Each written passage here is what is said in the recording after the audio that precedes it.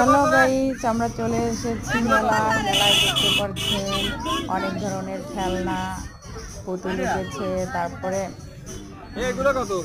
তাল, আম, অনেক অনেক কিছু উঠেছে। বাঘ, তো আমার মামুনি একটা পুতুল কিনতে চেয়েছে, আর গিয়ে আর কিছু খেলনা কিনবে, সে সেটা ওটা ধরাধরি করছে।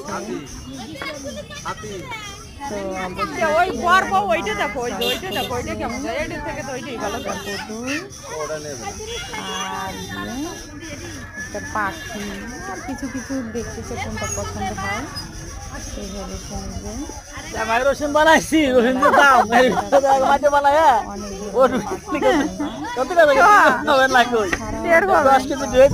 মনে করো যে টাকা বুঝতে নেবে কত করে? 10 টাকা করে। সুন্দর কালার করেছে, দেখতে আমাদের খুব ভালো লাগছে।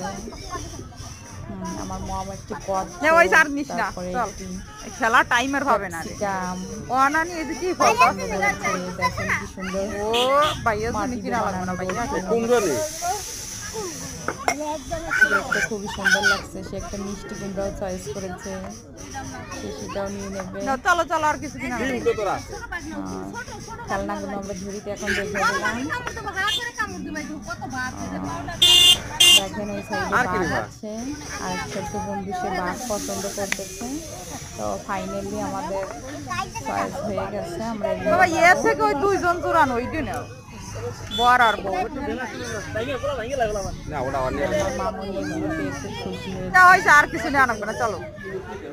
আরো কিছু একটা ধরাধরি করছে, নিয়ে এসে বুঝতেই পারছে আগেও অনেক আছে, তারপর আবার নিতে চাচ্ছে। তো আমাদের খেলনাগুলো দোকানদারদের এখানে প্যাকেট করে দিচ্ছে, আমরা ওগুলো নিয়ে কারেরটা দিয়ে দেন একসাথে 100টায়। দেখতে খুবই সুন্দর লাগছে। এটা কি ঢাকা? আপনারা সবাই পাশে থাকবেন, সাবস্ক্রাইব করবেন।